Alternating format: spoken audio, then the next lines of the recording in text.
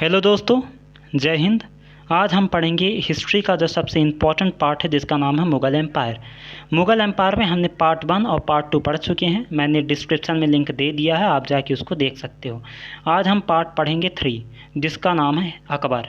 अकबर से जुड़ी हुई जितनी भी जानकारी है हम वो सब पढ़ेंगे। सबसे पहले देखेंगे कि अकबर के बारे में कि अकबर कौन था, अकबर का संरक्षक, उसका राज्याभिषेक, अकबर द्वारा जीते गए प्रदेश चाहे उत्तर भारत को या फिर दक्षिण भारत की, और इसके प्रमुख युद्ध अभियान के बारे में, अकबर का जो धर्म है दीन इलाही उसके बारे में चर्चा करेंगे। और फिर देखेंगे कि अकबर से जुड़ी हुई कितने महत्वपूर्ण कार्य किए उसने अपने जीवन काल के दौरान। उसके नवरत्न के बारे में देखेंगे, बीरबल, तानसेन, अब्दुल रहीम खान, खाना फैजी, सभी के बारे में डिस्कशन करेंगे। सलीम का विद्रोह कैसे हुआ अकबर के टाइम पीरियड में, अकबर के सूफी संतों में रुचि क्या थी।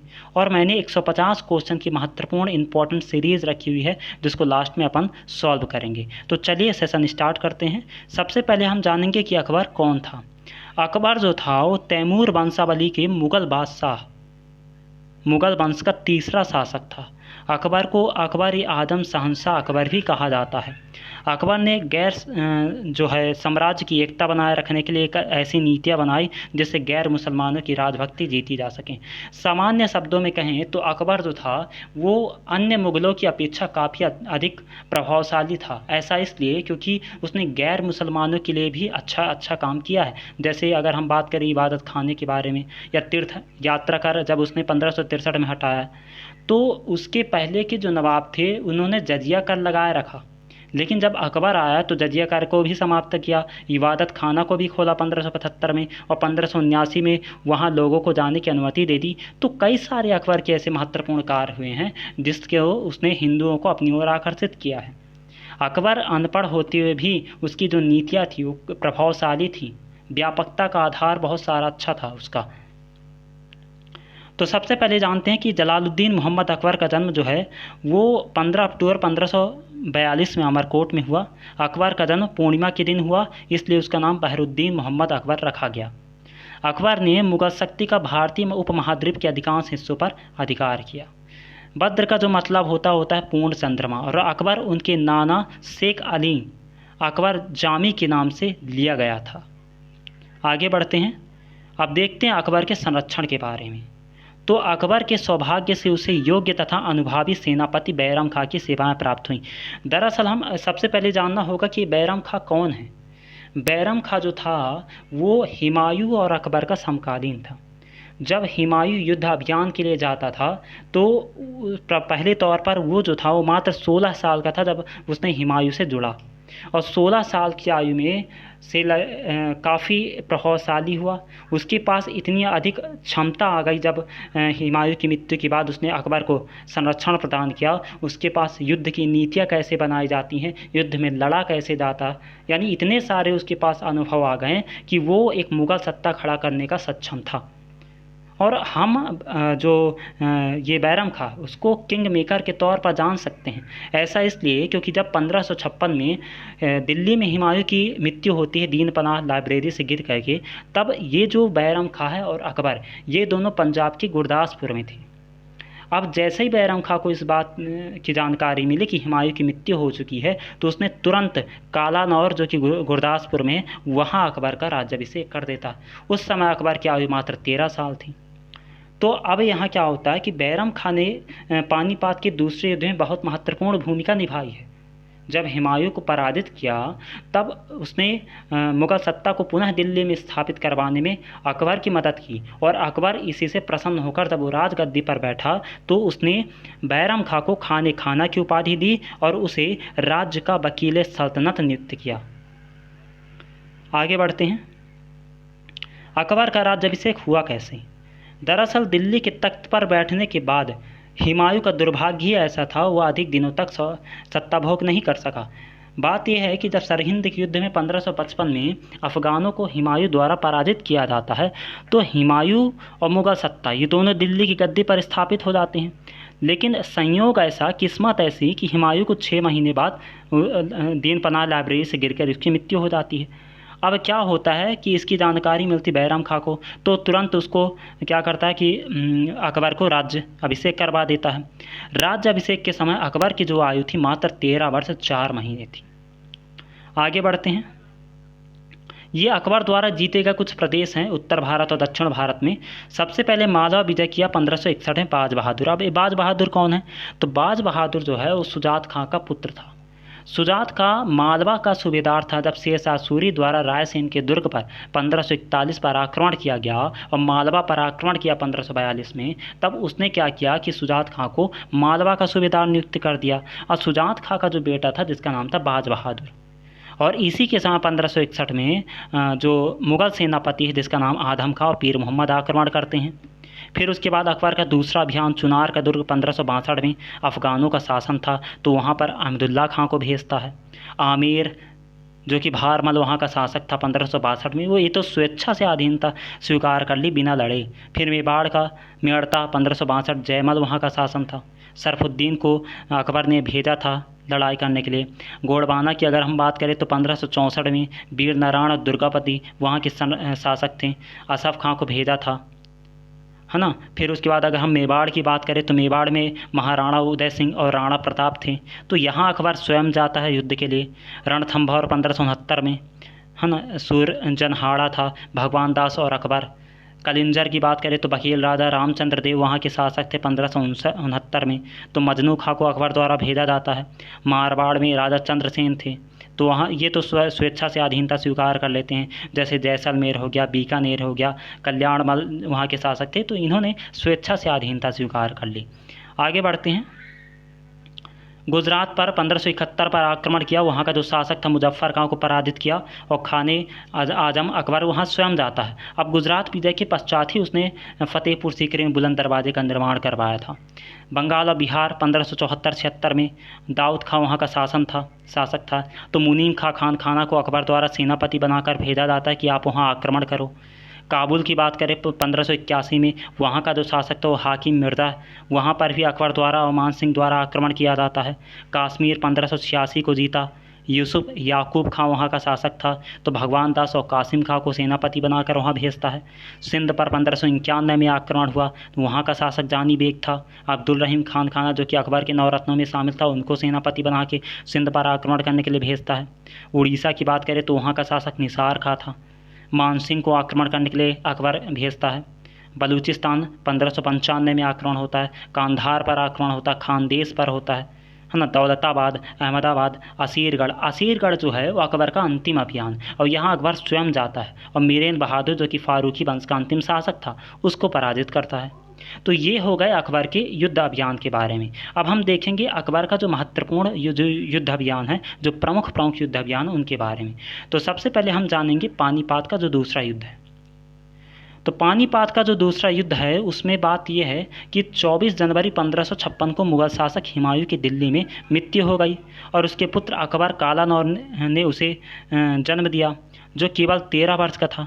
14 फरवरी 1556 को अकबर को राजा के रूप में सिंहासन पर बैठाया गया और सिंहासन के लिए उसने प्रवेश के समय मुग़ल शासक काबुल, कांधार, दिल्ली और पंजाब के कुछ हिस्सों तक सीमित था। अकबर काबुल में अपने संरक्षक बैरम खां के साथ चुनाव प्रचार कर रहा था जब हुमायूं की मृत्यु होती है। अब यहाँ पानीपत का दूसरा युद्ध इसलिए महत्वपूर्ण है, तो सबसे पहले हमने जानना पड़ेगा कि ये किसके बीच हुआ। ये हुआ था हेमचंद्र और दूसरा अकबर के बीच। अब हेमचंद्र कौन है? हेमचंद्र जो है वो, चाहे हम हेमचंद्र विक्रमादित्य कहें या हेमू, ये दिल्ली में एक हिंदू सम्राट थे। इन्होंने दिल्ली की लड़ाई में अकबर हुमायूं की सेना को हराया था। हेमू जो है वर्तमान हरियाणा के रेवाड़ी के रहने वाले थे और 1545 से 1553 तक जो कि शेर शाह सूरी का जो पुत्र है इस्लाम शाह उसके सलाहकार थे।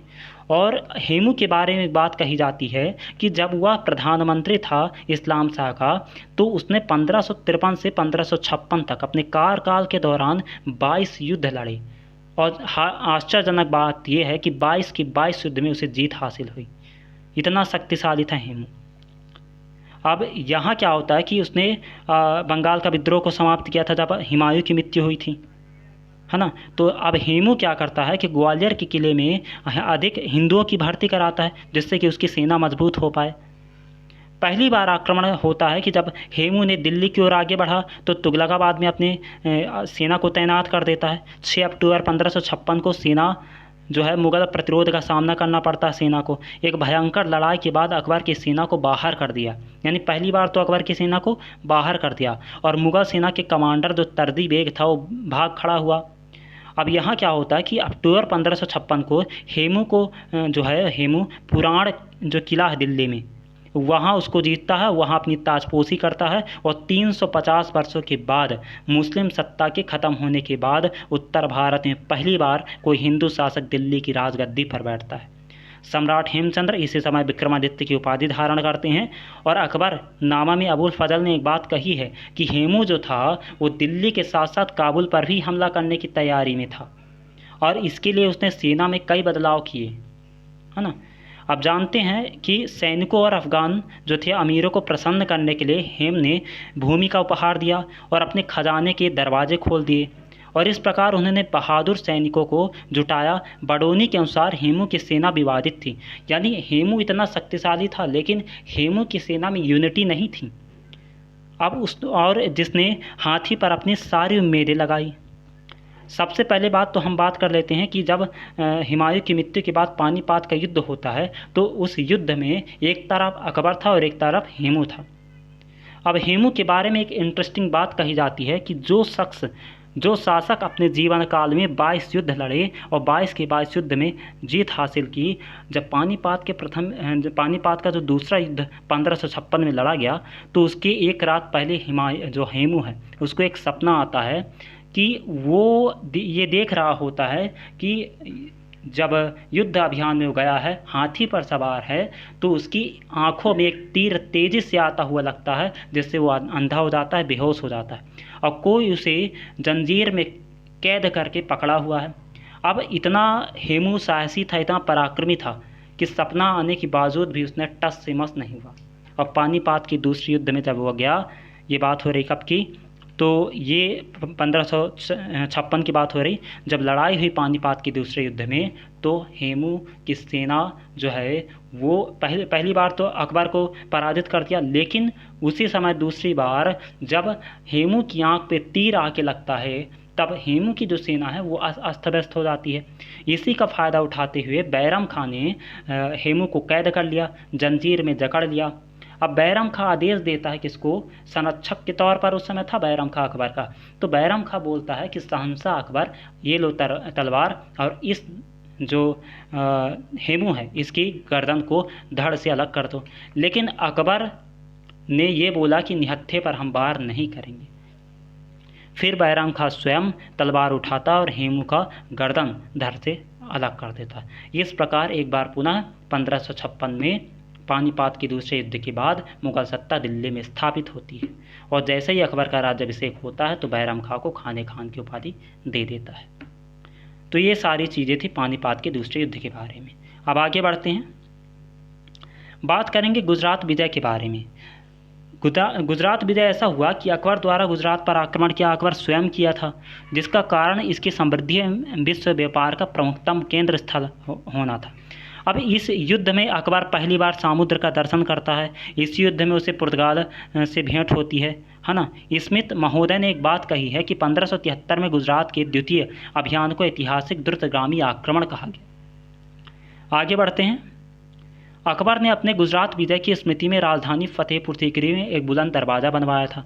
बुलंद दरवाज़ा भारत के उत्तर प्रदेश प्रांत में आगरा शहर में 83 किलोमीटर दूर फतेहपुर सीकरी नामक स्थान पर स्थित एक दर्शनीय स्मारक। इसका निर्माण अकबर ने 1602 में करवाया था। अब बुलंद शब्द का अर्थ होता है महान या ऊंचा, और अपने नाम को सार्थक करने वाला स्मारक विश्व का सबसे बड़ा प्रवेश द्वार है। हिंदू और फारसी स्थापत्य कला में देखने को मिलता है और इसको भव्यता के द्वार के नाम से भी जाना जाता है। अब जान लेते हैं कि बुलंद दरवाज़ा के बारे में। हाँ, इसमें एक बात ये कही जाती है कि अकबर के धर्म जो प्रचार प्रसार हैं उसके धर्म के प्रति जो सहिष्णुता है वो इसमें बुलंद दरवाजे में स्पष्ट रूप से देखी जा सकती है। ऐसा इसलिए क्योंकि दरवाजे का जो तोरण द्वार में ईसा मसीह से संबंधित कुछ पंक्तियाँ लिखी हुई हैं जो इस प्रकार है कि मरियम के जो पुत्र हैं यीशु ने कहा कि संसार जो है एक पुल है, एक पुल के समान है, इस पुल पर गुजरो अवश्य लेकिन इस पर घर मत बनाना। यानी जो एक दिन का आशा रखता है वो चिरकाल तक आशा रख सकता है, जबकि यह संसार घंटे भर के लिए टिका है। इसलिए अपना समय प्रार्थना में बिताओ, क्योंकि उसके सिवा सब कुछ अदृश्य है। बुलंद दरवाजे पर बाइबल की इन पंक्तियों की उपस्थिति को अकबर को धार्मिक सहिष्णुता का प्रतीक माना जाता है। अब बात करेंगे हल्दी घाटी के युद्ध के बारे में। हल्दी घाटी का युद्ध जो है 18 जून 1876 को मुगल सम्राट अकबर और मेवाड़ के राजपूत राजा महाराणा प्रताप सिंह प्रथम की शाही सेनाओं के बीच हुआ था। अब ये महाराणा प्रताप कौन है, इनके बारे में जानते हैं। महाराणा प्रताप जो है मेवाड़ के शासक थे, और इनके बारे में एक बात कही जाती है कि ये, अगर हम राजपूत की बात करें तो राजपूत में अगर कोई सबसे प्रभावशाली था, प्रतापी शासक था, दृढ़ संकल्पित था, तो वो थे महाराणा प्रताप। महाराणा प्रताप के बारे में एक पंक्ति कहूँगा कि साहस का प्रतीक नीले घोड़े पर सवार, साहस का प्रतीक नीले घोड़े पर सवार, वीरता का प्रतीक मेरा मेवाड़ी सरदार। तो ऐसे थे महाराणा प्रताप। यानी अगर हम कुछ राजपूत राजाओं की बात करें जिन्होंने अकबर की स्वाधीनता स्वीकार कर ली थी, लेकिन महाराणा प्रताप ऐसे थे जिन्होंने अपने जीवन काल के दौरान कभी भी अकबर की स्वाधीनता स्वीकार नहीं की। अकबर स्वयं महाराणा प्रताप से डरता था। इसका प्रमाण है कि मेवाड़ पर अकबर द्वारा जब आक्रमण किया गया तो अकबर वहां स्वयं नहीं गया था, अपने सेनापति मानसिंह को भेजा था। इस युद्ध में एक बात साफ तौर पर क्लियर हो जाती है कि महाराणा प्रताप जो है वो युद्ध नीति छापामार लड़ाई में बहुत अनुभवी थी। जब 18 जून 1576 में आमेर के राजा मानसिंह और असफ खां के नेतृत्व में मुगल सेना का आक्रमण किया गया तो दोनों सेनाओं के मध्य जो है गोंगुड़ा के निकट अरावली पहाड़ी की हल्दी घाटी शाखा के मध्य युद्ध हुआ। इस युद्ध में राणा प्रताप, जिन्हें कहा जाता है, वो वीरता के साथ लड़े, और लड़ाई के दौरान अकबर ने कुंभलगढ़ दुर्ग से महाराणा प्रताप को खदेड़ दिया तथा मेवाड़ पर अनेक आक्रमण करवाए, किंतु प्रताप ने अधीनता स्वीकार नहीं की। ऐसे थे अपने महाराणा प्रताप। और युद्ध राणा प्रताप के पक्ष में निर्णायक नहीं हो सका और खुला युद्ध समाप्त हो गया था, किंतु संघर्ष समाप्त नहीं हुआ था। भविष्य में संघर्षों को अंजाम देने के लिए प्रताप और उसकी सेना युद्ध स्थल से हटकर पहाड़ी प्रदेश में गई, और मुगलों के पास सैन्य शक्ति अधिक थी तो राणा प्रताप के पास जुझार शक्ति अधिक थी। यानी यहाँ एक बात राणा प्रताप के बारे में कही जाती है कि वो, उनके पास इतने विशाल सेना था, उनके सेनापति ऐसे अच्छे अच्छे सेनापति थे, उनका ढाल, उनका कमान, उनका तलवार, उनका घोड़ा उनके साथ था। युद्ध के दौरान एक बात होती है कि जब युद्ध हुआ दोनों के बीच, मुगलों और महाराणा प्रताप के बीच, तो क्या होता है कि राणा प्रताप द्वारा अकबर के सेनापति मानसिंह, जो कि हाथी पर उस समय सवार था, तो राणा प्रताप ने अपने भाला से मानसिंह पर आक्रमण करना चाहा, लेकिन मानसिंह वहाँ से बच जाता है। इसी दौरान महाराणा प्रताप की जो घोड़े हैं जिनका नाम चेतक था, उनके पैर में चोट लगता है। जब चोट लगता है तो मुगल जो सेना है वो महाराणा प्रताप पर आक्रमण करने के लिए आगे बढ़ती है, और उसी में एक का नाम था जिसका नाम था बहादुर शाह, बहलोल खां।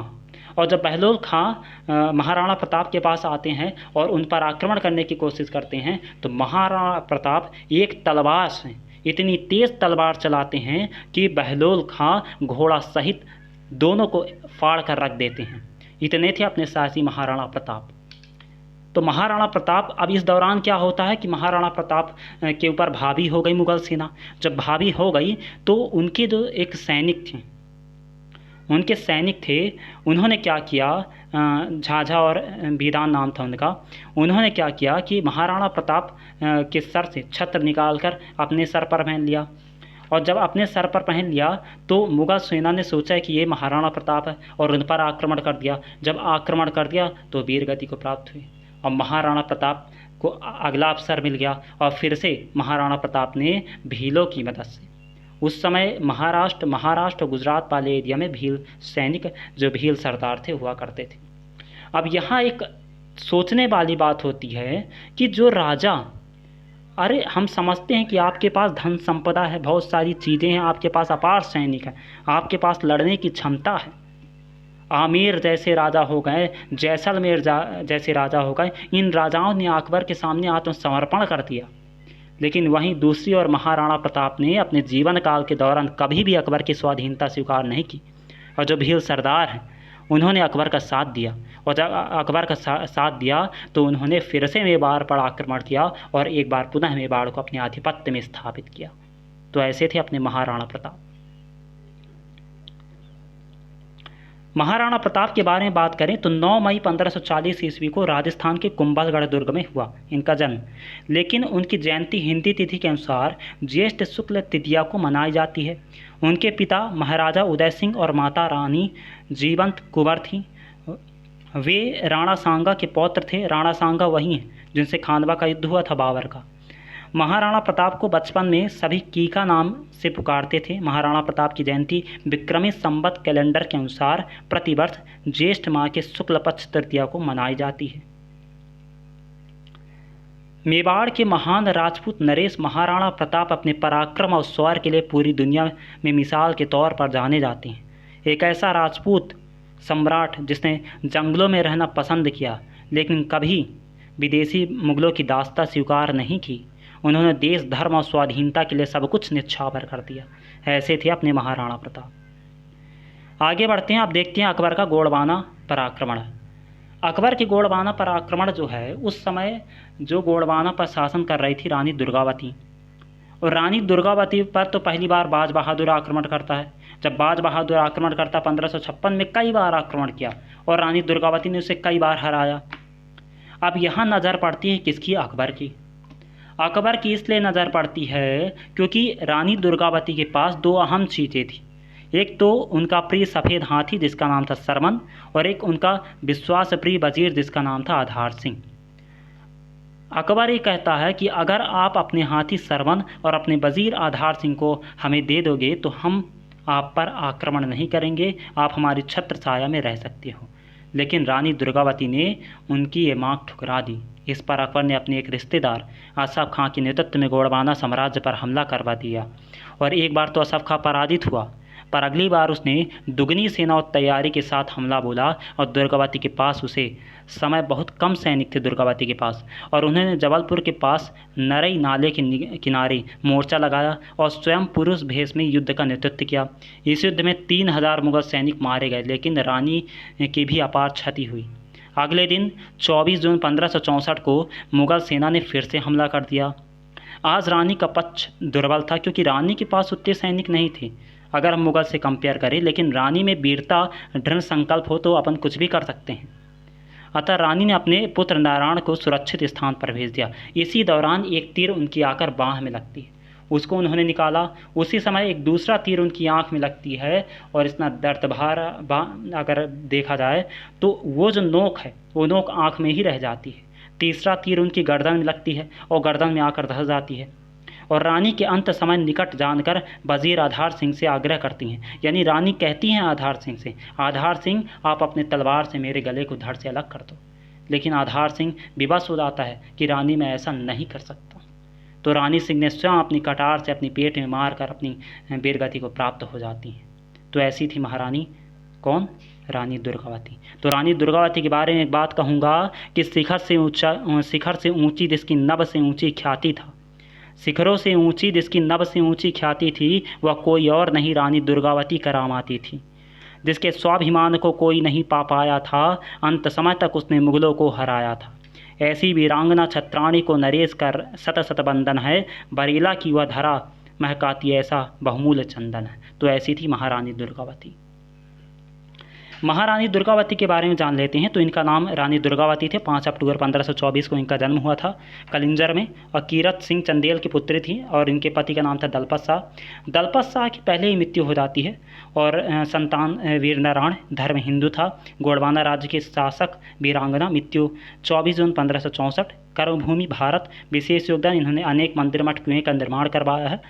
अब हम आगे बढ़ते हैं। हाँ, एक अहम सूचना कि मैं आपको सही और सटीक जानकारी लाता हूँ और आगे भी लाता रहूँगा।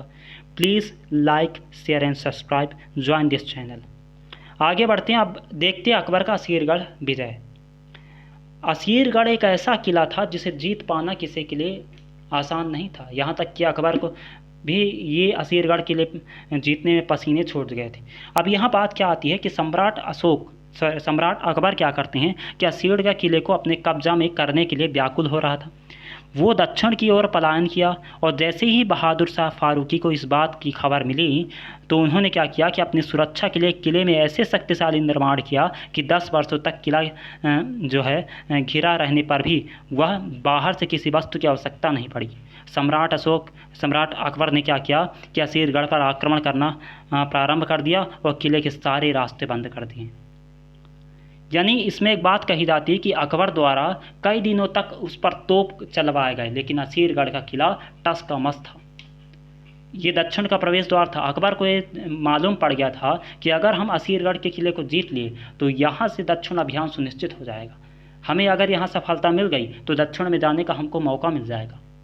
लेकिन अब यहाँ क्या होता कि असीरगढ़ के किले पर युद्ध के समय रात दिन तोपों से हमला किया गया। इस समय नियमित प्रकार युद्ध होता रहा, परंतु अकबर कब्जे में ना कर सका तो असफलता का मुंह देखना पड़ा। तो उसके सेनापति मंत्री उसको सलाह देते हैं। अब सलाह ये ऐसा देते हैं कि बहादुर शाह से बातचीत करने का सलाह देते हैं। अब ये बोलते हैं कि आप हमारे संरक्षण में रह सकते हैं, अगर आप पर कोई आक्रमण होगा तो हम आपकी सुरक्षा करेंगे।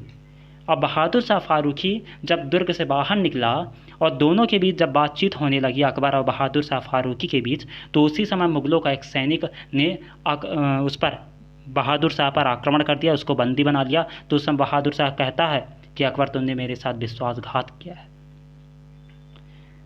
अकबर ने वहाँ एक बात कही कि राजनीति में सब कुछ होता है।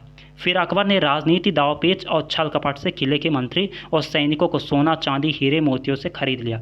यहाँ एक बात कही जाती है कि असीरगढ़ का जो किला है वो अकबर ने सोने की चाबी से जीता। सोने की चाबी का मतलब था कि उसने सोने, चांदी, हीरे, मोतियों से सैनिकों और मंत्रियों को भर दिया, यानी जो कि फारूकी के जो मंत्री थे उनको भर दिया। इतना सोना चांदी दे दिया कि वो लालच और छल कपट के कारण राजा का साथ नहीं दे पाए उनके मंत्री। अंततः अकबर के कहने पर असीरगढ़ के दुर्ग के जो प्रवेश द्वार उसको खोला गया और मुगल सेना असीरगढ़ के किले में ढावा बोल दी।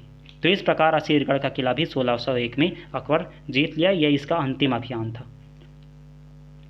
अब जानते हैं अकबर के धर्म के बारे में। तो दीन इलाही 1582 ईस्वी में मुगल सम्राट अकबर द्वारा एक समरूप धर्म था जिसमें सभी धर्मों के मूल तत्वों को ढाला। इसमें प्रमुखता हिंदू और इस्लाम थे। इनके अलावा पारसी, जैन, ईसाई धर्म के मूल विचारों को भी सम्मिलित किया गया। हालांकि इस धर्म के प्रचार के लिए उनके ज़्यादा कुछ नहीं किया, केवल अपने जो विश्वस्त लोग थे उनको ही शामिल किया। कहा जाता कि अकबर के अलावा केवल बीरबल ही थे जिन्होंने इसमें शामिल थे। यानी दीन इलाही में केवल दो ही लोग थे, एक अकबर था, एक बीरबल था। यानी अकबर को हम धर्म सहिष्णुता कह सकते हैं क्योंकि उसकी जो भावना थी वो मुसलमानों के प्रति ही नहीं अपितु सभी धर्मों के प्रति, चाहे हम बात करें हिंदू के बारे में, पारसी हो, जैन हो, ईसाई धर्म हो, सभी के प्रति बराबर की भावना थी। दीन इलाही जो था सही मायने में धर्म ना होकर एक आचार संहिता था। इसमें भोग, घमंड, निंदा करना या दोष लगाना वर्जित था और इन्हें पाप कहा गया है। दया, विचारशीलता और संयम इनके आधार स्तंभ थे। अब जानते हैं अकबर से जुड़ी महत्वपूर्ण कार्य के बारे में कि उसने अपने जीवन काल के दौरान कौन कौन से काम किए। सबसे पहले तो उसने युद्ध के कैदियों को गुलाम बनाने, उनकी पत्नियों और बच्चों को बेचने आदि पर पूर्णतः प्रतिबंध लगा दिया 1562 में। 1562 में ही अपने पालक माँ महामांगा के अनुयायी में हरेम पार्टी के नियंत्रण से मुक्त मिली। तीर्थ यात्रा कर को हटा दिया 1563 में। जजिया कर हटा दिया 1564 में। फतेहपुर सीकरी जब गुजरात विजय किया था 1571 में, तो उसने फतेहपुर सीकरी में बुलंद दरवाजे का निर्माण करवाया था, है ना। इबादत खाना जो जिसे आराधना घर कहा जाता है 1575 में बनवाया। फिर इबादत खाने में सभी धर्मों के लोगों को प्रवेश देने की अनुमति दी 1578 में। यानी बात ये हो जाती है कि इबादत खाना बनवाया 1575 में, लेकिन सभी धर्मों के प्रवेश की अनुमति दी 1578 में। मजहर की घोषणा कर दी 1579 में। दीन इलाही 1582 में। इलाही संबत की शुरुआत की 1583 में और राजधानी लाहौर स्थानांतरित की 1585 में। अब अकबर के नवरत्नों के बारे में देख लेते हैं। अकबर के दरबार में निवास कर रहे नवरत्नों का उल्लेख के बिना अकबर की भव्यता की कहानी अधूरी रहेगी। अकबर के नवरत्नों में प्रमुख थे जैसे राजा बीरबल थे, तानसेन, अबुल फजल, फैजी, मान सिंह, टोडरमल, मुल्ला दो प्याजा, जो अजुद्दीन है, अब्दुल रहीम खान खाना, ये सब नवरत्नों में शामिल थे। सबको हम एक एक के बारे में डिटेल्स में जानेंगे। सबसे पहले हम बात करते हैं राजा बीरबल के बारे में। इन्होंने अकबर के दरबार में एक प्रमुख विदूषक की भूमिका निभाई। असल में बीरबल का जो मेन नाम था वो महेश दास था। अब बीरबल आए कहाँ? देखो, बीरबल जो थे वो राजा रामचंद्र दरबार में थे, जो बघेल राजा थे, उनके दरबार में थे। अब अकबर क्या करता है कि अपनी एक सेनापति या अपने सैनिक जिनका नाम था जलान खां कोची, उनको भेजता है बीरबल को लाने के लिए कि आप जाओ बीरबल को लाने के लिए, है ना। तो इस दौरान क्या होता है कि उन्होंने अकबर के सैन्य प्रशासनिक सेवाएं भी दी। उत्तर पश्चिमी भारत में अफगानी कबीलों के बीच व्यापकता अशांति को समाप्त करने के लिए युद्ध में उनकी मृत्यु हो गई थी, है ना। तो ये थे ऐसे राजा बीरबल। राजा बीरबल के बारे में कहा जाता है कि ये अकबर के सबसे करीबी माने जाते हैं और बहुत ही चतुर थे। लेकिन बीरबल से अन्य जो लोग थे, जैसे अगर हम बात करें टोडरमल, अब्दुल रहीम खान खाना, ये इनकी बनती नहीं थी, क्योंकि अकबर सबसे ज़्यादा वहाँ बीरबल को मानता था। अब यहाँ पर बात करते हैं मियाँ तानसेन के बारे में। मियाँ तानसेन जो था, इनका जो असली नाम था तन्ना मिश्रा था। वो शुरू में स्वामी हरिदास के शिष्य थे और बाद में इन्होंने हज़रत मोहम्मद गौस से संगीत सीखा और अकबर के राज दरबार में संगीतकार के तौर पर नवरत्नों में शामिल हो गए। अब बात करते हैं अबुल फजल के बारे में। तो यह अकबरनामा और आईन अकबरी के लेखक हैं। फैज़ी यह एक प्रसिद्ध कवि थे और अबुल फजल के भाई थे। राजा मान सिंह की बात करें तो ये अकबर की सेना में एक सेनापति थे और अकबर के ससुर भारमल के पौत्र थे। टोडरमल अकबर के वित्त मंत्री थे। ये अकबर के संपूर्ण राज्य की राजस्व प्रणाली के सुधार के जिम्मेदार थे। और मुल्ला दो प्याजा अकबर के लिए एक सलाहकार के रूप में थे, है ना। और फ़कीर अजुद्दीन यह एक सूफ़ी फ़कीर और अकबर के प्रमुख सलाहकार थे। अब्दुल रहीम खान खाना तो यह अकबर के शिक्षक और मुग़ल सेना के एक विश्वसनीय जनरल बैरम खां का पुत्र था। वह अपने गज़ल और दोहे के लिए काफ़ी मशहूर था। अब हम बात करते हैं अकबर का अंतिम समय के बारे में कि अकबर का अंतिम समय था कैसा। अकबर जो था मुग़ल वंश का सबसे महान शासक था। उसकी मृत्यु 29 अक्टूबर 1605 ईस्वी में हुई। इसके निधन के बाद उसका जो पुत्र है नरुद्दीन सलीम जहांगीर मुग़ल साम्राज्य का अगला शासक बना। सिकंदरा आगरा से 4 किलोमीटर की दूरी पर स्थित है। यह एक महत्वपूर्ण स्थल अकबर का मकबरा है। इसका निर्माण कार्य स्वयं अकबर ने शुरू करवाया था, लेकिन इसे कंप्लीट करवाया था इसके बेटे जहांगीर ने। और जहांगीर ने मूल योजना में कई परिवर्तन किए। इस इमारत को देखकर पता चलता है कि मुग़ल कला कैसे विकसित हुई। दिल्ली में हुमायूं का मकबरा, फिर अकबर का मकबरा और अंततः ताजमहल मुग़ल काल निरंतर विकसित होती रही। अब सलीम का विद्रोह हुआ कैसे, ये जानते हैं। तो संक्षिप्त शब्दों में अगर हम बात करें कि जब अकबर का अंतिम दौर था तो उस समय सलीम, जिसका नाम है जहांगीर, वो विद्रोह कर दिया। दरअसल जहांगीर और अकबर की उतनी बनती नहीं थी। जहांगीर ने कई बार अपने पिता का विद्रोह किया, लेकिन अकबर ने हर बार उसको क्षमा कर दिया। अब यहाँ बात यह होती है कि अकबर ने 50 साल तक शासन किया। उस दीर्घ काल में मान सिंह और रहीम के अतिरिक्त उसके सभी विश्वसनीय सरदार सामंतों का देहांत हो चुका था। चाहे हम अबुल फजल की बात करें, बीरबल, टोडरमल, पृथ्वीराज जैसे इसके जो प्रिय दरबारी नवरत्न सब परलोक से धार चुके थे। उसके दोनों छोटे जो बेटे थे मुराद और शहजादा, दोनों का देहांत हो चुका था। अब बचता कौन है, तो सलीम। तो सलीम जो था वो हमेशा अकबर का निंदा करता रहा, लेकिन अकबर उसे सदैव क्षमा करता रहा, कुछ नहीं बोलता था। इसमें एक बात साफ तौर पर क्लियर हो जाती है कि जब जो अबुल फजल जो दक्षिण अभियान में गए थे, जब वो दक्षिण की ओर से आगरा की ओर आ रहे थे तो सलीम क्या करता है, उसी समय सलीम का विद्रोह चल रहा था। तो सलीम ने उसका अपने मित्र वीर सिंह को बोलता है कि ये जो अबुल फजल है उसको आप रास्ते में मार दो। तो ये 1620 में वीर सिंह के द्वारा क्या की जाती है कि अबुल फजल की हत्या कर दी जाती है। इससे अकबर को बहुत दुख होता है। अब आगे बढ़ते हैं। अब ये देखते हैं कि अकबर की सूफी संतों में रुचि कैसा था। शेख सलीम चिश्ती की समाधि भारत के आगरा ज़िले में स्थित है। 34 किलोमीटर दूर फतेहपुर सीकरी शहर में जनाना रौजा के निकट दक्षिण में बुलंद दरवाजे की ओर मुख किए हुए हैं। जामी मस्जिद की भीतर स्थित है। शेख सलीम चिश्ती एक सूफी संत थे। उन्होंने अकबर और उनके बेटे को आशीर्वाद दिया था कि भविष्य में सलीम जहांगीर के नाम से पहचाना जाएगा। दरअसल बात यह है कि अकबर के कोई बेटे उस समय थे नहीं, तो अकबर की जो रुचि होती है वो सूफी संतों के प्रति अधिक होती है। जब ये शेख सलीम चिश्ती से मुलाकात करते हैं तो शेख सलीम चिश्ती के द्वारा कहा जाता है कि आपका एक बेटा होगा जिसका नाम होगा सलीम, है ना। तो अब यहाँ क्या होता है कि अकबर और शेख सलीम चिश्ती दोनों एक दूसरे के समकालीन हैं। तो जब एक सूफ़ी राज दरबार द्वारा एक बात कही जाती है और शेख सलीम चिश्ती से कहा जाता है कि आपकी मृत्यु कब होगी, तो शेख सलीम चिश्ती एक बात कहते हैं कि जब जहांगीर जानने वाला हो जाएगा, जब उसे कोई सिखाने वाला हो जाएगा, तो उसी समय मेरी मृत्यु हो जाएगी। ये वास्तविकता है। और जब जहांगीर को उसके पालन पोषण करने वाली माँ ने उसे सिखाने की कोशिश की और जब जहांगीर ने उसको दोहराने की कोशिश की, तो उसके 1-2 दिन बाद ज्वार पीड़ा से शेख सलीम चिश्ती की देहांत हो जाती है और इनकी समाधि बनाई गई है आगरा ज़िले के निकट फतेहपुर सीकरी में। अब आगे बढ़ते हैं। ये तो हमारा इंड होता है थ्योरी सेशन। अब हम 150 क्वेश्चन की सीरीज है, उनको हम एक लाइन से करते हैं। चलिए स्टार्ट करते हैं। सबसे पहले अकबर का जन्म अमरकोट के राणा वीर साल के महल में हुआ था। कब हुआ था? 15 अक्टूबर 1542 को। अकबर की माता का नाम क्या था? तो हमीदा बानो बेगम, जो कि हुमायूं की पत्नी थी। अकबर को पहली बार किस अवस्था में गजनी की सूबेदारी मिली? तो ये 9 वर्ष की आयु में। गजनी में युवराज अकबर का संरक्षक किसे नियुक्त किया गया? तो ये मुनीम खां को नियुक्त किया गया। कालानौर स्थान जाना जाता है किसके लिए? तो अकबर के सम्राट के राजरोहण के लिए बैरम खां ने करवाया था।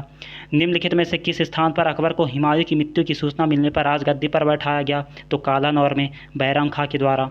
अकबर का राज्याभिषेक पंजाब के कालानौर नामक स्थान पर कब हुआ था? तो 14 फरवरी 1556 को हुआ था। अकबर वर्ष की आयु में सम्राट बन गया था मात्र 13 वर्ष की आयु में, जब 13 वर्ष और 4 महीने का था। जब अकबर का 14 फरवरी 1556 ईस्वी को पंजाब के कालानौर नामक स्थान पर राज्याभिषेक हुआ, तब किसे अकबर के संरक्षक के रूप में नियुक्त किया गया? बैरम खां को। बैरम खां कब से कब तक अकबर का संरक्षक था? तो 1556 से 1560। फिर बैरम खां को वह खान खाना की उपाधि देता है अकबर द्वारा। अकबर ने सम्राट बनने पर बैरम खां को कौन सी उपाधि दी? तो खान खाना। मक्का का तीर्थ यात्रा के दौरान पाटन नामक स्थान पर किसने बैरम खां की हत्या कर दी थी? तो मुबारक खां ने। पानीपत की दूसरी लड़ाई 5 नवंबर 1556 को किनके बीच हुई थी? अकबर और हेमू के बीच। हल्दी घाटी का युद्ध कब लड़ा गया? तो 1576 में महाराणा प्रताप और अकबर के बीच। हल्दी घाटी की लड़ाई तो ये महाराणा प्रताप अकबर के बीच। हल्दी घाटी के युद्ध में महाराणा प्रताप की सेना का सेनापति कौन था? तो हाकिम खान था। हल्दी घाटी युद्ध 1576 के पीछे अकबर की मुख्य भूमिका क्या थी? कि राणा प्रताप को अपने अधीन लाना, लेकिन ऐसा पॉसिबल नहीं हो पाया। अकबर ने खानदेश को कब जीता था? तो 1591 में। फिर अकबर ने सम्राट की उपाधि कब धारण की थी? तो दक्षिण विजय के बाद, असीरगढ़ की विजय के बाद 1601 में। किस राजपूत वंश ने अकबर के सामने समर्पण नहीं किया था? तो सिसोदिया वंश ने, है ना। राजपूत ने राज्यों में से किसने अकबर की संप्रभुता स्वीकार नहीं की थी? तो मेवाड़, महाराणा प्रताप। गुजरात विजय को यादगार स्वरूप अकबर ने निम्नलिखित में से किसका निर्माण करवाया था? तो बुलंद दरवाजे का। बुलंद दरवाज़ा कहाँ स्थित है? तो उत्तर प्रदेश के फतेहपुर सीकरी में। अकबर ने काबुल की सूबेदारी किसे सौंपी थी? तो ये वक्तुन्निसा बेगम को सौंपी थी। अकबर ने बंगाल तथा बिहार को मुगल साम्राज्य में कब मिलाया था? तो 1575 में मिलाया था। निम्नलिखित में से किसे अकबर ने स्वयं मारा था? ये आदम खां को मारा था। प्रसिद्ध जो मुस्लिम शासिका चांद बीबी, जिसके बरार को अकबर को सौंपा, निम्नलिखित में से किस राज्य से संबंधित है? तो अहमदनगर से। मुगल काल की राजभाषा कौन सी? फारसी। अकबर के राज्य काल में निम्नलिखित में से कौन से दरबार की भाषा थी? तो फारसी। अकबर कालीन सैन्य व्यवस्था आधारित थी मनसबदारी व्यवस्था। अकबर के राज्यकाल में दक्षिण में निम्नलिखित में से कौन सा एक प्रांत मुगल राज्य का भाग नहीं था? तो ये गोलकुंडा नहीं था, बाकी बरार, अहमदनगर, खानदेश तीनों थे। अकबर के समय निम्नलिखित में से कौन सा एक प्रांत नहीं बल्कि केवल एक जिला था? कश्मीर। अकबर के समय में कुल कितने सूबे थे? तो 15 सूबे थे।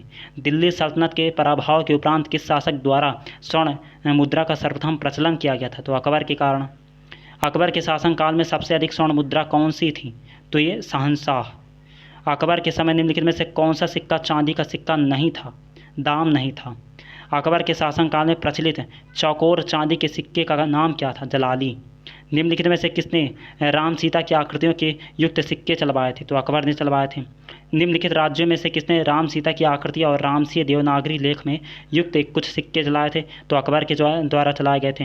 निम्नलिखित में से किस मुगल सम्राट ने शिक्षा संबंधी सुधार किए थे? अकबर।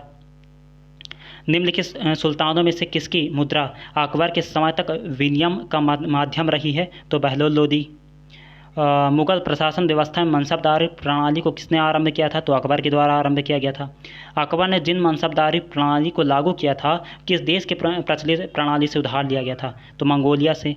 निम्नलिखित में से किस मुस्लिम शासक ने तीर्थ यात्रा कर समाप्त कर दिया था अकबर। कब किया था? 1563 में, है ना। फिर उसके बाद जजिया कर को समाप्त किसने किया था? तो अकबर ने। कब किया था? 1564 में। दास प्रथा का अंत कब किया था? 1562 में। सती प्रथा का अंत किसने किया था? तो ये किया था अकबर ने। दहसाला व्यवस्था कब लागू की? तो 1580 में। दहसाला प्रणाली किससे संबंधित है? जब्ती से। अकबर काल में भू राजस्व व्यवस्था की एक प्रसिद्धि नीति आईने दहसाला पद्धति किसके द्वारा निर्धारित की गई थी? तो टोडरमल के द्वारा। जाब्ती प्रणाली किसकी उपज है? अकबर की। अकबर के शासनकाल में ढक्कन में निम्नलिखित पद्धतियों में से कौन सा भू राजस्व वसूली का प्रचलित आधार था? जब्त। जब्ती प्रणाली के अंतर्गत वास्तविक उत्पादन का कितना अंश राज्य की मांग के निर्धारित किया गया था? तो ये निर्धारित किया था एक चौथा, एक तिहाई भाग। हिंदुओं के प्रति अकबर की नीतियाँ कैसी, कौन सा सत्य है? तो उसने जजिया और तीर्थ यात्रा कर दोनों हटा दिए थे। टोडरमल किस मुगल शासक का प्रसिद्ध राजस्व मंत्री था? तो अकबर का था। अकबर के शासनकाल में भू राजस्व सुधारों के लिए कौन उत्तरदायी था? टोडरमल। टोडरमल ने किस क्षेत्र में ख्याति प्राप्त की थी? तो भू राजस्व। 1582 में टोडरमल को निम्नलिखित में से कौन सा पद दिया गया था? तो दीवाने अशरफ का पद दिया गया था अकबर के द्वारा। टोडरमल की भू राजस्व व्यवस्था में कौन सी भूमि कभी भी खाली नहीं रहती थी? तो पोलज। भू राजस्व प्रशासन के क्षेत्र में शेरशाह और अकबर के मध्य निम्नलिखित में से कौन जो है एक महत्वपूर्ण कड़ी था? तो टोडरमल था। किस शासक के प्रशासन तंत्र में किरौड़ी शब्द का प्रयोग भू राजस्व विभाग के एक अधिकारी के लिए किया जाता है? तो अकबर। अकबर के शासनकाल में अमल गुजार नामक अधिकारी का कार्य क्या था? कि भू राजस्व का मूल्यांकन और उसका संग्रह करना। अकबर के शासनकाल में पुनः गठित केंद्रित प्रशासन तंत्र के अंतर्गत सैनिक विभाग का जो प्रमुख था उसका नाम था मीर बख्शी। अकबर के शासनकाल में दीवाने वायुतत्व नामक अधिकारी का कार्य क्या था? तो शाही कारखानों में के खर्च का परीक्षण करना कि कितना खर्च हो रहा है। किस मुगल सम्राट ने दीवाने वजीरात एक कुल नामक नए पद का गठन किया था? तो अकबर ने। अकबर के शासनकाल में निम्नलिखित में से कौन वजीर के रूप में नियुक्त नहीं था? तो बहादुर खां उज़्बेक। अकबर द्वारा दीवान का पूर्ण रूपेण दर्जा दिया जाने वाला प्रथम व्यक्ति कौन था? तो ये था मुजफ्फर खां तुर्बती। दसपंत और बसामन ये दोनों चित्रकार थे, किसके राज दरबार में थे? अकबर के राज दरबार में थे। इनमें से कौन अकबर के दरबार में चित्रकार नहीं था? तो कल्याण दास नहीं थे। दसपंत थे, अब्दुल समद थे, बसावन। इवन जो अब्दुल समद थे वो हुमायूं के टाइम पीरियड में ही था। फिर उसके बाद अगर हम बात करें तो मुगल सम्राट अकबर के समय का जो प्रसिद्ध चित्रकार था उसका नाम था क्या था? दसवंत। दास्तान या अमीर हमजा का चित्रांकन किसने किया? अब्दुल समद ने। अकबर के दरबार में महानतम चित्रकारों में से एक जिसे बादशाह ने टकसाल का अधिकार नियुक्त किया है, कौन है? दसवंत। निम्नलिखित चित्रकारों में से अकबर के किस सुल्तान का दीवान नियुक्त किया गया था? तो अब्दुल सामद को। अकबर के शासनकाल में महाभारत का फारसी भाषा में अनुवाद किसने किया था और क्या नाम था? तो रज्जनामा था। किसने किया था? फैजी ने किया था। अकबर के काल में महाभारत का फारसी भाषा में अनुवाद फैजी ने किया था। महाभारत का फारसी भाषा में अनुवाद किसने किया था? बदायूनी ने किया था। रामायण का फारसी भाषा में अनुवाद किसने किया था? बदायूनी ने। और किसके शासनकाल में तुलसीदास ने रामचरितमानस लिखा था? तो एक्चुअल में जो तुलसीदास थे वो अकबर के समकालीन थे। और फैजी निम्नलिखित में से किसके दरबार में रहा? तो अकबर के दरबार में था। निम्नलिखित में से किस मुगल सम्राट को हिंदी गीतों की रचना का श्रेय प्राप्त है? तो अकबर को। निम्नलिखित मुसलमान विद्वानों में से हिंदी साहित्य के लिए किसका सबसे महत्वपूर्ण योगदान था? अब्दुल रहीम खान खाना का। अकबर के दरबार में जो सबसे प्रसिद्ध संगीतकार तानसेन का जो है मूल नाम था वो क्या नाम था? रामतनु पांडे था। और ग्वालियर में इनकी समाधि, आगरा में इनकी मृत्यु हुई थी। प्रसिद्ध तानसेन का मकबरा कहाँ है? ग्वालियर में है। सुप्रसिद्ध तानसेन और बैजू बाबरा किसके शासनकाल में सुविख्यात थे? अकबर के टाइम पीरियड में। किस जैन आचार्य को मुगल दरबार में जगत गुरु की उपाधि दी गई थी? तो हरिविजय सूरी को, है ना। और निम्नलिखित कवियों में से अकबर ने किसे मलिक उस सोहरा की पदवी धारण करवाई थी? तो फैजी को। अकबर ने किसे कवि प्रिय की उपाधि धारण करवाई थी? तो ये राजा बीरबल को। सम्राट अकबर द्वारा जिसको जरी कमल की उपाधि दी गई थी? तो मोहम्मद हुसैन। अकबर ने बीरबल को कौन सी उपाधि दी थी? कविराज और राजा की उपाधि दी थी। अकबर ने तानसेन को कौन सी उपाधि दी थी? कंठाभरण बाणी विलास की उपाधि दी थी। भगवान दास अकबर के दरबार में नवरत्नों में से क्या थे? ये किसके पुत्र थे? तो ये थे राजा भारमल के पुत्र थे। और दीन इलाही एक नया धर्म निम्नलिखित में से किसके द्वारा शुरू किया गया था? अकबर के द्वारा। कब? 1582 में। किस इतिहासकार ने अकबर द्वारा प्रतिपादित दीन इलाही को एक धर्म कहा है? तो अबुल फजल ने कहा है। अकबर ने दीन इलाही 1582 दीन इलाही बनाने का जो मूल उद्देश्य है वो था विश्व बंधुता। अकबर ने एकमात्र किस दरबारी ने दीन इलाही को स्वीकार किया था? तो बीरबल ने। दीन इलाही के अनुयायी परस्पर जो अभिवादन करते हुए कहते हैं, क्या कहलाते हैं? जल्ले जलाले हु। आगे बढ़ते हैं तो निम्नलिखित में से किस लेख में अकबर ने दीन इलाही को उनकी मूर्खता का ना कि बुद्धिमत्ता का स्मारक कहा है? किसने कहा? विंसेंट स्मिथ ने। अकबर के शासनकाल के किस वर्ष को इतिहासकार विंसेंट ने सर्वाधिक संकटपूर्ण वर्ष माना है? तो ये माना है 1581 को। सुलह कुल का सिद्धांत किसने प्रतिपादित किया था? अकबर ने। अकबर द्वारा अपनाई गई सुलह कुल का मतलब होता है सार्वभौम शांति और भाईचारा की अवधारणा निम्नलिखित में से किस पर आधारित है? उपरोक्त सभी यानी राजनीतिक उदारता, धार्मिक सहनशीलता, उदारवादी सांस्कृतिक दृष्टिकोण है। सुलह कुल का निम्नलिखित में से किसने वर्णन किया है? तो ये वर्णन किया है उपरोक्त में से कोई नहीं, है ना। निम्न में से किसने 1579 में मजहर को तैयार किया था? तो ये तैयार किया था शेख मुबारक ने, लेकिन लागू किसने किया था? लागू किया था सम्राट अकबर ने। और 1579 में मजहर ने अकबर को क्या प्रदान किया था? तो विरोधी न्यायिक धारणाओं में किसी एक को चुनने का अधिकार। अकबर द्वारा बनवाए गए उपासना भवन का क्या नाम था? इबादत खाना कब खोला था? 1575 में। अकबर अपना धार्मिक विचार विमर्श कहाँ करता था? तो इबादत खाना में करता था। निम्नलिखित में से किस स्थान पर अकबर ने इबादत खाने का निर्माण करवाया था? फतेहपुर सीकरी में। कब करवाया था? 1575 में। फतेहपुर सीकरी का इबादत खाना क्या है? वह भवन जिसमें विभिन्न धर्मों के विद्वानों के साथ अकबर की मीटिंग हुआ करती थी। इबादत खाना 1575 में। आईनी अकबरी अबुल फजल, अकबरनामा किसके द्वारा लिखा गया? अबुल फजल की हत्या किसने की थी? वीर सिंह देव, है ना। और अबुल फजल किस सूफी संत के पुत्र थे? तो ये थे शेख मुबारक के, है ना। निम्नलिखित में से कौन सा वक्तव्य सही नहीं है? तो फैजी मुगल काल के प्रसिद्ध इतिहासकार थे, ये सही नहीं है। निम्नलिखित में से कौन अकबर के नवरत्नों में शामिल नहीं था? बदानी नहीं थे। ये बदानी वही हैं जिन्होंने महाभारत और रामायण का फारसी भाषा में अनुवाद किया है। निम्नलिखित में से कौन अकबर के दरबार के नवरत्नों में एक ही परिवार का नहीं था? तो अब्दुल रहीम खान खाना नहीं था, बल्कि अगर हम बात करें फैजी की, शेख मुबारक की, अब्दुल फजल की, ये तीनों के तीनों एक ही परिवार के थे। अकबर के समकालीन किस मुगल इतिहासकार ने अकबर को इस्लाम का दुश्मन बताते हुए आरोपों की सूची तैयार की है? तो बदानी ने। निम्नलिखित में से किसने यह आज्ञा दी थी कि जो आदमी को एक ही स्त्री से विवाह करना चाहिए वह तभी दूसरा विवाह कर सकता है जब उसकी पत्नी बाध्य हो जाए? तो अकबर ने कहा था।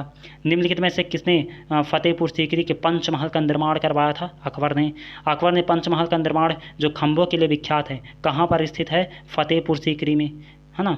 अकबर द्वारा बनाई गई कौन सी इमारत का नक्शा बौद्ध विहार की तरह है? तो पंचमहल का है। अकबर द्वारा बनाई गई श्रेष्ठतम इमारत कौन है? फतेहपुर सीकरी। आगरा किले का निर्माण किसने करवाया था? अकबर ने करवाया था। जबकि वहाँ ताजमहल का निर्माण किसने करवाया था? शाहजहाँ ने करवाया था।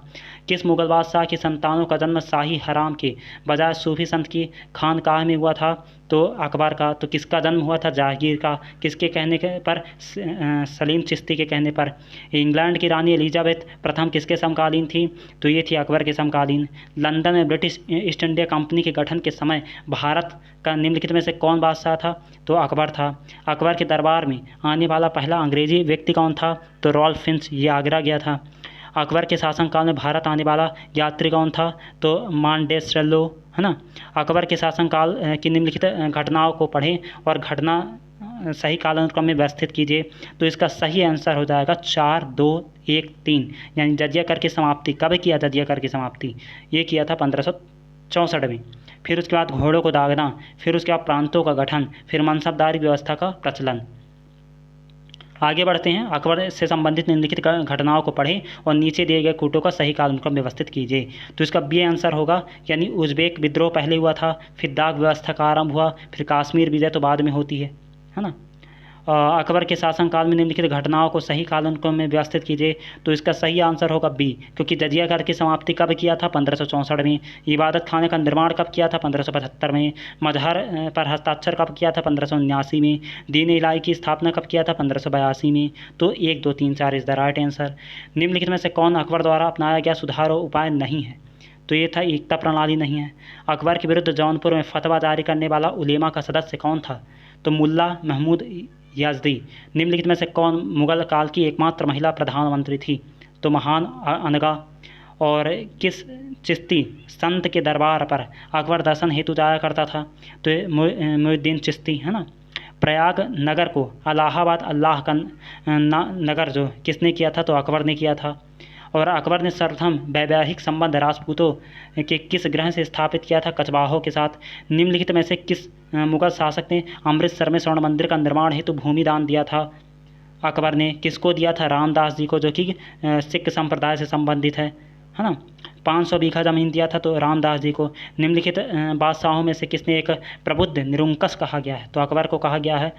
1585-86 में केवल जिस राजपूत को 5000 का मनसब प्राप्त था वो कौन था? भगवंत दास था। निम्नलिखित भारतीय शासकों में अकबर के समकालीन कौन था? तो रानी दुर्गावती, है ना। निम्नलिखित में से कौन सा मुगल शासक अशिक्षित था? अकबर था, लेकिन इसकी नीतियाँ काफ़ी हद तक सफल हुई। अकबर का शासन जाना जाता है किसके लिए? तो ये जाना जाता है उसके क्षेत्रों को जीतने के लिए, प्रशासनिक व्यवस्था के लिए और न्यायिक प्रशासन के लिए। और धार्मिक कट्टरता नहीं हो सकता क्योंकि वो धार्मिक सहिष्णुता पर विश्वास करता था।